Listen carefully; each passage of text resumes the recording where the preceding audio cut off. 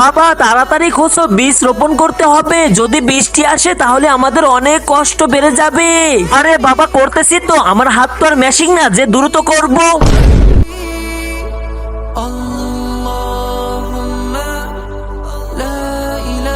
যাই একটু পানি পান করি। আরে আমার দ্বারা এই ক্ষেত মেতে কাজ করা হবে না। আমার বাবা এবং ভাই আমাকে তো এখানে জিম্মি করে রেখেছে। আচ্ছা ঠিক আছে, তোর সাথে পরে কথা বলতেছি। বাবা তুই এই কোন ধরনের কথা বলতেছিলি?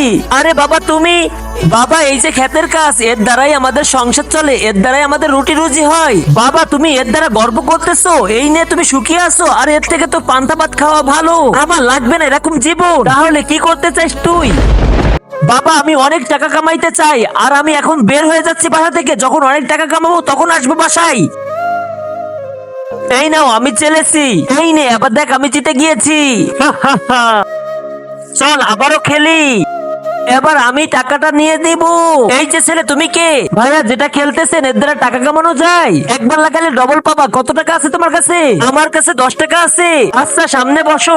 রোদ বৃষ্টি গরমের মধ্যে নিজের গামকে পানি করে যিনি আমাদের রুটি রুজির ব্যবস্থা করে দেয়, সেই মানুষটাকে আমরা কখনোই বলতে পারি না যে অনেক ভালোবাসি তাকে। আজকে দেখবো যদি সেই মানুষটাকে তোমরা ভালোবাসো তাহলে এই ভিডিওতে লাইক কমেন্ট করে চ্যানেলটি সাবস্ক্রাইব করে দিয়ে যাবে, এবং সেই মানুষটার নাম তোমরা কমেন্ট করে জানিয়ে যাও।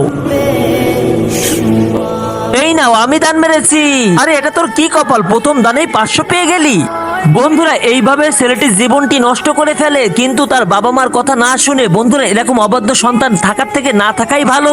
আজকের ভিডিও এই পর্যন্ত, দেখা হবে অন্য কোনো ভিডিওতে। ধন্যবাদ।